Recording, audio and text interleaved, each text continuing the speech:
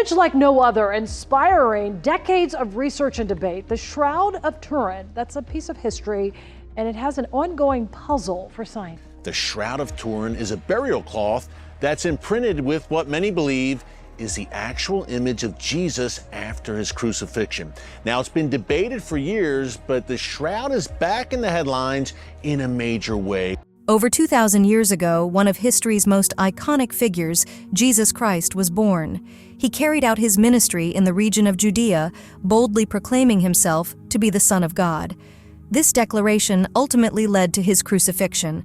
According to Christian belief, Jesus rose from the dead after spending 2 nights in a tomb, an event known as the resurrection, which lies at the very heart of the Christian faith. Among the many sacred relics tied to this momentous event, none is more debated than the Shroud of Turin. Believed by many to be powerful physical evidence of Christ's resurrection, the shroud has sparked centuries of fascination and controversy. While earlier carbon dating led many scientists to dismiss it as a medieval forgery, ongoing studies and new findings continue to challenge that conclusion. Despite the skepticism, the Shroud of Turin remains a source of mystery and wonder.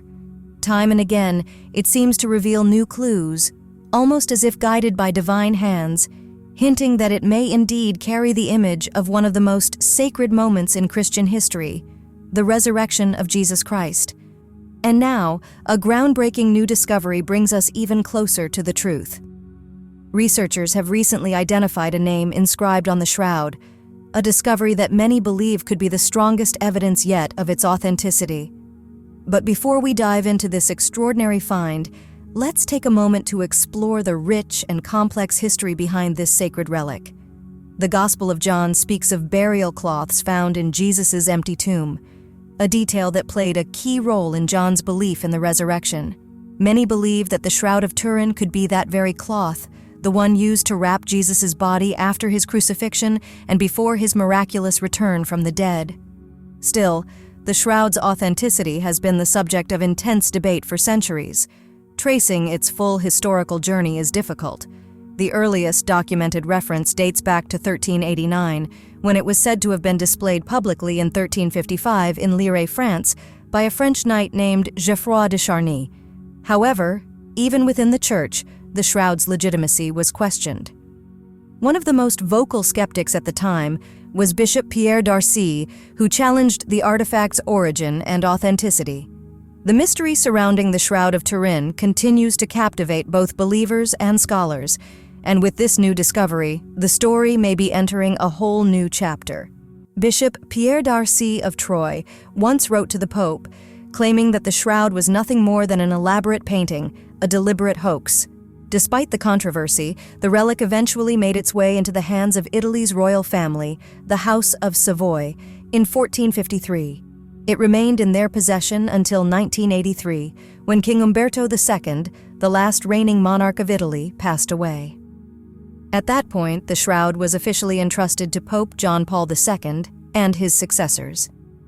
Beginning in 1464, the shroud was kept in a specially built chapel in Chambéry, a town in the French Alps. A major event occurred there on December 4, 1532. A fire broke out and damaged the relic. Some believe this incident could have had lasting effects on both the condition of the cloth and the way it has been studied and interpreted. The famous, and controversial, 1988 radiocarbon dating suggested the cloth was made in the Middle Ages. However, many researchers argue that contamination from the fire and later repairs may have skewed the results. In 1578, the shroud was moved to what would become its permanent home, the Royal Chapel of the Cathedral of St. John the Baptist, San Giovanni Battista, in Turin, Italy. From that point on, it became widely known as the Shroud of Turin. What makes this sacred relic so extraordinary is the level of detail it contains. The shroud displays a striking three-dimensional image of a full human figure, a lifelike imprint of a crucified man that stands apart from any other known artifact. Many believe this haunting image is that of Jesus Christ himself. In an age where technology can recreate almost anything with precision, the shroud remains an unsolved mystery. For more than 115 years, it has been at the center of intense scientific investigation and passionate debate. Despite skepticism, a growing body of research continues to support the belief that this cloth may be directly connected to Jesus. You might recall the carbon dating tests conducted in 1988, which suggested the shroud originated in the Middle Ages. However, those results have since been widely challenged and even discredited, as they conflict with findings from other scientific methods, archaeological data, and physical analysis. One of the most fascinating breakthroughs comes from Dr. Gilbert R. Lavoie, a physician and researcher who has spent over 20 years combining medical knowledge with biblical study to examine the shroud in depth. His recent discoveries offer compelling evidence that the image may actually capture the precise moment of Jesus' resurrection. According to Dr. Lavoie, the figure on the shroud does not appear to be lying flat, as one would expect in a typical burial. Instead, the evidence points to the person being in an upright position. A closer look at the front of the image reveals that the hair falls downward naturally on both sides of the head, something that would be unlikely if the body were lying on its back. The positioning of the hair on the shroud's image follows the natural pull of gravity, a detail that offers significant clues. This is evident not only in the face, where the hair falls to the sides, but also in the back image, where the hair flows down over the shoulders and along the back, aligning with what we'd expect from someone in an upright position. This observation is important because gravity affects how the body and hair behave when transitioning from standing to lying down. To test this theory, researchers conducted a series of experiments using a nude subject lying on a glass surface.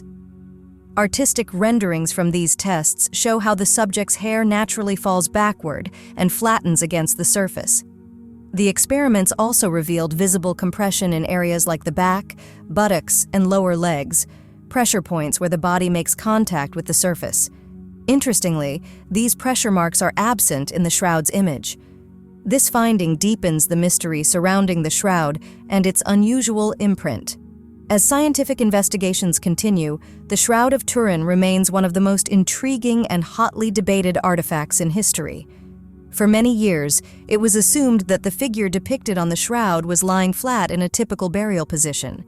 But the actual image suggests otherwise. The anatomy shown appears to represent a person in a more upright posture, challenging long-held assumptions and inviting new interpretations. The image on the shroud more closely resembles someone in an upright position. The way the hair falls and the alignment of the body strongly suggest that the figure wasn't lying flat, but instead was standing. Even more fascinating is that the figure doesn't appear to be standing on a surface or leaning against anything. It seems to be suspended in midair. This curious detail raises a powerful question. Why does the figure appear to be floating? The answer may be found in the Bible.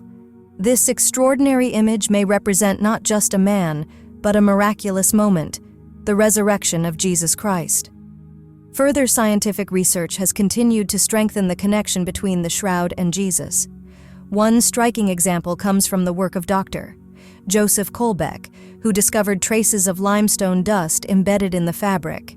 This specific type of limestone, known as Jerusalem limestone, is found primarily in and around the city of Jerusalem, especially in ancient tombs.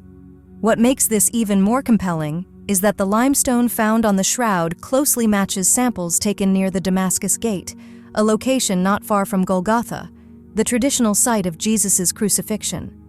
This finding suggests that the man whose image appears on the shroud likely walked through Jerusalem before his death.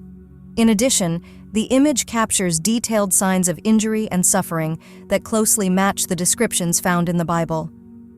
The image on the shroud closely mirrors the biblical accounts of Jesus' path to the cross.